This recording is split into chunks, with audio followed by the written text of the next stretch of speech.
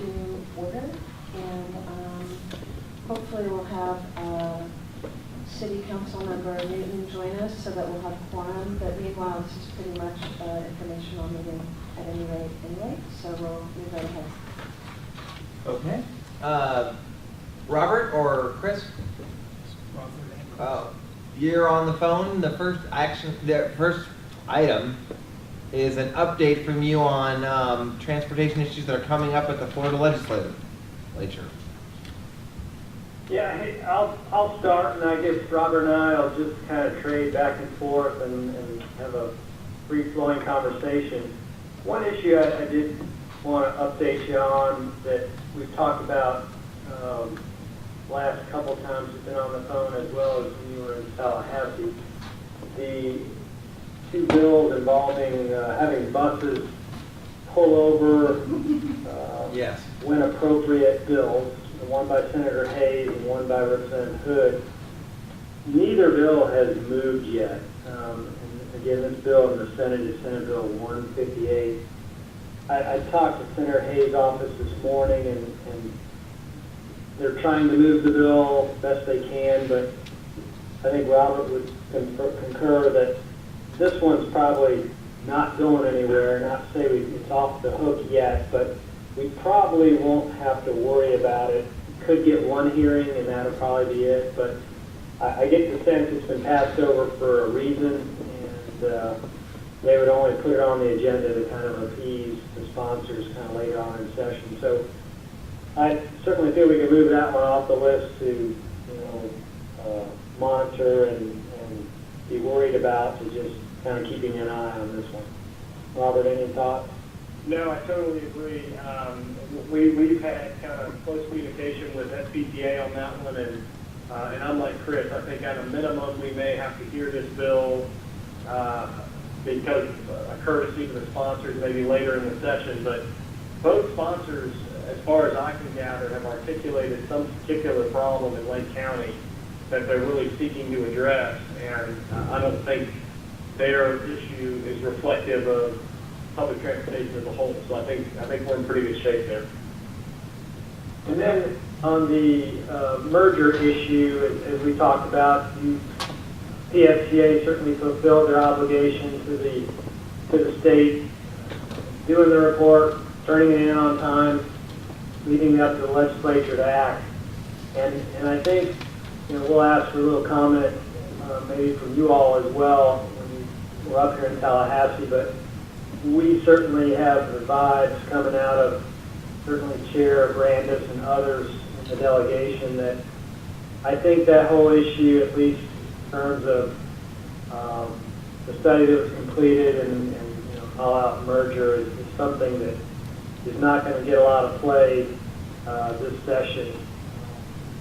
And Brad, I don't know if you probably hear a lot more there locally, but what we're hearing out of the people that are policy makers in this town, there doesn't seem to be much energy in that issue. Okay. That's good to know, I guess. Or I guess it's good to know that there's nothing bad to PSTA happening up there in Tallahassee on that issue. Yeah, and I can add a little bit to that, Brad. This is Robert.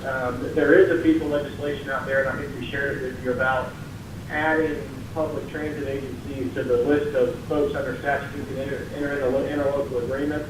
Yes. And that's filed by Representative Senator Latvala, and your former colleague there from the FPTA board, or from the PSTA board. That's an issue that actually has been widely supported by FPTA, and all the transit agencies seem to like it. My assumption is that maybe generated and arose out of the discussions about a merger, but I think all in all, particularly for Pinellas County, if the tax goes forward, if the voters pass it next November, I think it's, or August, whenever it goes to the ballot, I think it's good that bill is potentially going to happen, and we know of no reason why it wouldn't go forward. Okay, yeah, so... Greg, could you explain a little bit, I know you've had some back channel discussions on these two bills. maybe for kind of our direction up here, how hard do you want us to push, or what's the company line here? Okay, so, and I'm not aware, well, I guess you're referring to two bills. You're saying Senator Latvalla's bill and the parallel one by Representative Peters. Correct. Yes, that's exactly right. Okay, so, as Chair Rice and I noted when we were up in Tallahassee, and talked with Senator Latvala, he was interested in submitting legislation that would allow transit agencies like HART and PSTA to enter into interlocal agreements of any kind. As you recall, during the merger study, there was discussion of a joint powers authority, but subsequent to our trip to Tallahassee, I had some conversations, as did PSTA's attorney, Alan Zimmett, had conversations with Senator not Latvala, but Jennifer Wilson, who is, I guess, on his staff, or Correct. yeah. Okay, and Jennifer had some conversations with some other more knowledgeable legal folks in Tallahassee, and determined that the legislation that would be needed for, say, PSTA and HART to enter into a joint agreement to do something, anything, was what he submitted. And I too have heard from my colleagues over in Orlando Links and in South Florida, and I don't know the particulars of why they like it, but they have told me they like the legislation as well, and they would find it handy in other parts of the state to do these sorts of interlocal agreements amongst transit agencies. So it does seem like it's a no-brainer. I'm not, again, it's not. I don't think it by any means forces or encourages even or anything a merger with HART or anything like that. It just is another tool in there to work on different projects. And I'd like to mention Brad, one. I'm sorry, Brad, this is Robert. I think that's exactly right. Attending the weekly SPTA meeting these last 2 weeks, the other agencies haven't necessarily clearly articulated why they like it, but they just like it. I think more freedom, more tools in their toolbox is always a good thing. And so just philosophically, they support the idea, even if they can't articulate a particular way that they intend to use it in the near future. And would you envision any downside? Is there any gotchas we need to be worried about on this piece of legislation? Well, I mean, just thinking paranoid, like, certainly the emphasis, there might be a concern over in Hillsborough that this is some sort of way to cause a consolidation. And it seemed like when I spoke to the folks at Orlando Links, they had a specific thing in mind. I'm not sure what it would be, but they thought that this legislation would help them do something specific. So if there's a landmine that might crop up over in Orlando, I don't know it, but it didn't seem like, it seemed like they had a strategy in mind. Okay. That's all I know on it. The only issue might be is that it's a voluntary tool and not, they would give us a legal tool, or voluntary, and we're using if there would be no mandate, I guess, within it. Okay. Triggered by certain events or triggered by certain activities, other than what we would deem, if they would write such a thing. So in that vein, or in the spirit of collaboration, I don't know if the PSTA board, any PSTA board member knows that this is even going on, so I want to mention it. And that, I think it doesn't have to do with this interlocal legislation, but I think you guys at Gray Robinson should know this too. Since it really was birthed out of the consolidation study effort, PSTA and Hart and Pasco County and Sarasota County and Citrus County have been working together. The transit agencies have been meeting together over the last 3 months to develop a regional strategy on fare collection, on how a possible Tampa Bay-wide, say, smart card fare collection system might be developed. Working together. This was one of the items, one of the many items that the consultant that did the Hart PSTA merger study identified as something that the two could work together. But we have expanded it beyond just Hart and PSTA to include Pasco, Sarasota, and these others, smaller agencies. And so we would, the goal in mind on this had been to put this together and come up with a plan and then identify the funding source sometime in the future, that we would have a plan ready to go in case money fell from the sky. Well, as is known to happen in the transportation business, money does fall from the sky. And the Florida DOT has expressed interest in this project about doing a region-wide, a Tampa Bay-wide smart card type technology implementation. For those of you, I think most of you board members have been to other cities that have these kinds of contact cards. And a lot of regions have gotten these things, and you can use them on any transit in the whole region, not just one mode. So that would be the idea, that there would be a Tampa Bay card that could be used anywhere. And the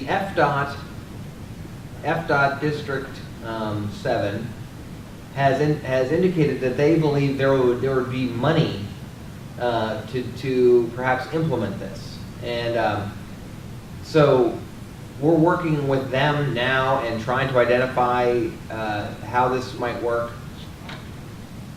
I thought you should know about it, guys in Tallahassee, because I think as you know, Senator Brandis and others are well, to use Senator Brandis's words, messing around with the transit funding in his budget, and you know, it might be good to notify Representative Hooper or Brandis about this regional, or any of them, that we're working on this, and it looks like it might actually come to some fruition.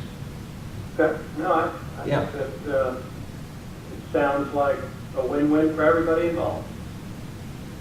Yeah. Now, on another related item, FDOT is talking about using some pot of money that they are calling regional funds, and they are 100% funds that would not require any match. I'm not familiar with existing pot of money called regional fund. There is a FDOT pot of money that we already take advantage of to fund our routes over to Tampa, called Urban Corridors Funding. That is 100% money. As you might recall, we talked to Representative Hooper and the legislatures about funding a contracted service to the airport between the Clearwater Beach and the airport, and we talked about another one from Tampa over to Tropicana Field, you know, and Representative Hooper expressed that he would be supportive of that. We're gonna apply for urban corridor funding for those routes. So we'll have a grant application into the state DOT. But I think it doesn't hurt to tell you guys that in case some support for that is expressed from above FDOT. Okay. Very helpful. Yeah.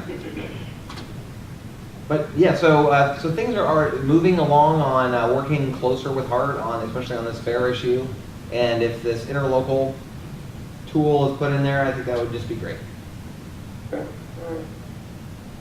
Hey, Robert, on kind of big picture transportation items, do you have any kind of input to add on the? Yeah, the House and Senate both, I can add a little bit. The House and Senate both workshop their initial proposed committee bills for the DOT. I'll send those bills along to y'all for review and highlight the specific sections to review that deal with public transit.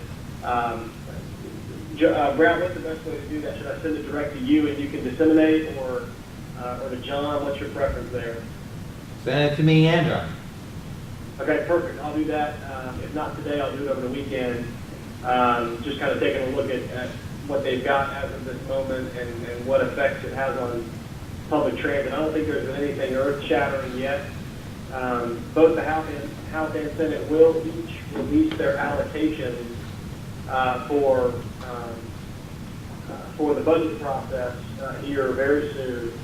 And we expect that transportation is going to have another good year in terms of general funding, and obviously that trickles down to the block grant that by formula is disseminated out to the different transit agencies. We expect that to be another good year, and we'll be working to protect that stuff. The budget process will kind of begin in earnest this coming week, and then that week of Easter Passover, there'll be a couple of days of meetings that are strictly about the budget, and then the month of April will, in large part, be dedicated to making sure we wrap up the budget on time, and we'll begin to keep you apprised of all those developments as they happen. And again, for those of you not in the Beltway up here, allocations, think of it as money put into the chairman's checkbook, and that's how much they can spend on their own subject areas. So in this case, obviously referring to transportation, they'll kind of have an idea of how much they have to spend. Sometimes later on in session, those checkbooks, i.e. those allocations, are added to, sometimes even deleted from, to put money in other places. But I still feel pretty good that money is not an issue up here, not that it's free flowing.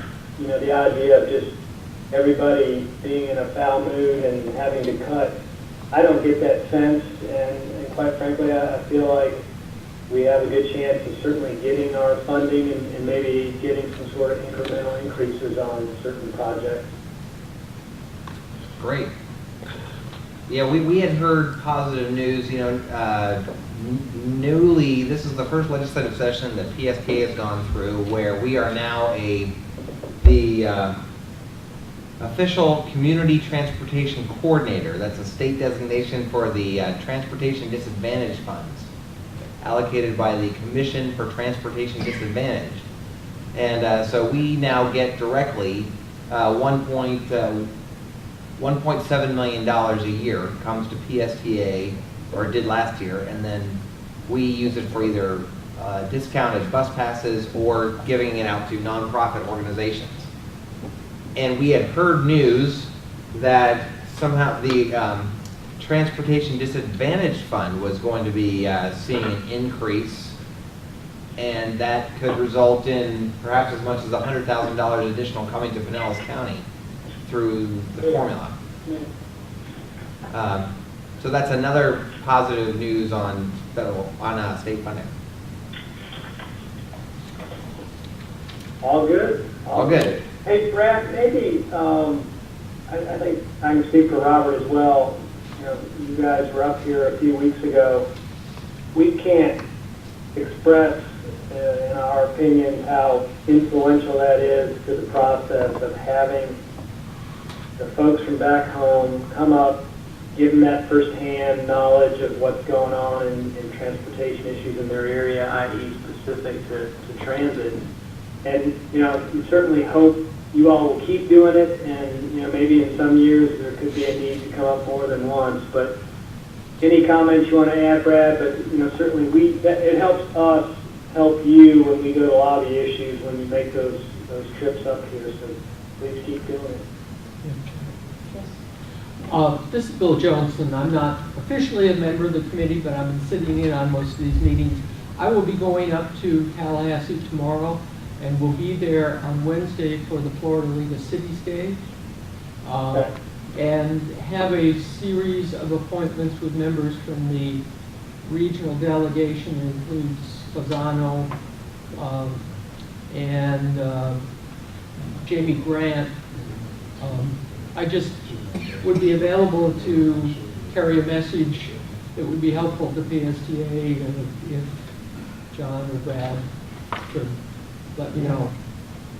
Well, why don't you do this? Brad has our cell numbers, Robert and myself. Why don't you jot those down, and when you hit the ground on Monday, why don't you call us, and we'll try and get together and we can have a quick little briefing to help you maybe make your meetings a little more productive. And I'll actually be with Representative Jamie Grant most of tomorrow. I'll mention to him that you're coming to town as well, and be on the lookout for ways you can help. Yeah, I'll be there Tuesday afternoon and all day Wednesday, not Monday. Good. Good deal. Okay. We're good to go on stage. Yep. Yeah, Councilman Newton, City of St. Pete. Two things. You mentioned something about and it's been in the news about the increase in transportation funding. But isn't that more to the governor's direction for road projects? Well, it certainly could be. As you know, you have a formula on how much the county gets. But, one way to expand that pot, and Brad kind of hit on it with your disadvantaged travel option there. There are other pots of money outside of kind of the general transportation fund, and we just feel like if all those funds are at least taken care of at a level that they have been in the past and incrementally increased, it'll trickle down. I don't think you're going to see a windfall in your areas, but I don't think we're going to be faced with difficult decisions where you'll have to cut back on any routes or however you manage when money is coming up short from the state. But Robert, you kind of got more expertise with the Orlando transportation contacts. Is that? Yeah, no, I think you hit the nail on the head. I think generally speaking, the more money that is there is always the better. And I don't think we'll be at risk of our money, i.e. the transit money, being snatched for other projects because they do appear to be flush, at least in this section of the budget.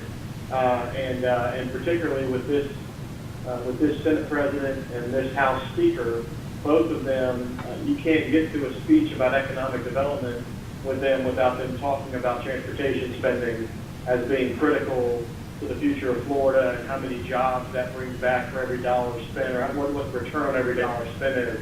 And so while that type of rhetoric isn't necessarily specific about public transit, it does signal that we're not going to be in a position where we're worried about our funding, i.e. the block funding that we get from the state, being trimmed at all to cover other priorities. Well, and that's the trust fund, but I think to answer Renegade's question, the other thing is they give money to FDOT, and then FDOT distributes so much to highways, seaports, transit. So the theory is maybe everyone will get a little bit more. Is that possible? I think that's very possible, yes. Just by virtue of what you just said about economic impacts and jobs, that's why I'm talking about these road projects, and I guess the methodology or the mindset is we can concrete or pave our way out of this. So, and obviously those road projects, if they're shovel ready, they're going to create jobs instantly and also economic impact because the people that make the money is going to spend the money in those districts. So, but that's what I was when they say that, and also an election year, that's kind of what the governor's agenda is. Now they're not following his agenda yet, but I'm just saying when I hear those words, increase, all that stuff sounds good, but if they're just doing the road projects. Something also to keep in mind, just as an anecdotal point here about the governor's budget. Last year, the budget was somewhere between $70 and $71 billion by the time it was all said and done, the budget cycle that we're in right now. All the revenue estimators are anticipating that we've got a couple $100 million, maybe as much as $500 million in new revenue for this coming year for the legislature to spend, which puts us, for the sake of ballparking, let's say we're between 71 and 72 billion. The governor proposed a $74 billion budget, the largest, I think, in the history of Florida as far as governor proposals go. So as much as the governor's proposal matters, it doesn't matter that much, because the legislature at the end of the day is the one that has the power to appropriate, and they'll take his recommendations to heart, just like they always do. They're certainly not going to find $2 billion more in revenue coming in between now and the end of the session. Let me ask you, what effect on the state budget did that prevailing in the lawsuit over the employee contribution of 3%? By them being able It to was take that huge. money? Yeah, it was huge. Is there 1.2 billion. Yeah. That's probably the money he's talking about. Because I know they got to keep all that money, and if you're gonna add some money you don't have, I mean, where'd you get it from? Because I think originally that was held in trust pending the outcome of the lawsuit, right? And then That's exactly right. then it was- And prior to that lawsuit ruling, the legislature was cautiously talking about a budget surplus year over year, but they were couching everything they said with, that's presuming we win. Right. Because if they had lost, we'd be back in a position of having to take maybe $500 million worth of cuts. Right. So so what you're saying basically, at minimum, maybe status quo, maybe better with some trickle down. As far as the funding That'd be my levels. guess. Yeah, all right.